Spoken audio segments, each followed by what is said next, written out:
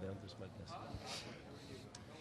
Alors, évidemment, pour vous autres, c'est important d'en finir à la maison ce soir. Surtout que l'autre série pourrait se terminer rapidement aussi, j'imagine. Non, c'était important, surtout qu'on sentait qu'on jouait de la bonne manière. Puis, d'arriver à la maison, avoir le momentum de la série, je pense que c'était vraiment important qu'on sorte de la gate et qu'on aille vraiment contre eux. Ben, comment qu'on dictate the pace, je sais pas comment dire ça.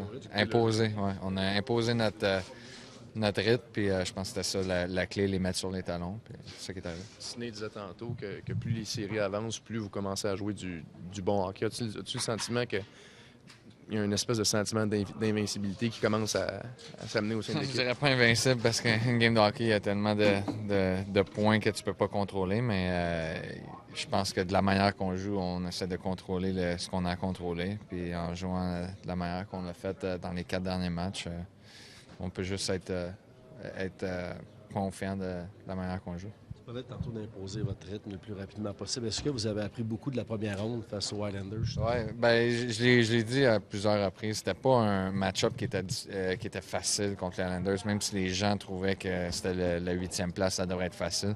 C'est une équipe qui avait le même record que nous en fin de saison, les 25 derniers matchs. C'est une équipe qui jouait avec aucune peur de perdre. Il n'y avait aucune pression. Puis ça nous a fait beaucoup apprendre sur comment jouer défensivement. Puis on l'a montré contre les Sénateurs qu'on était capable de jouer bien défensivement puis d'avoir le même succès offensivement. Qu'est-ce qui fait que contre les Sens, justement, ça avait l'air facile?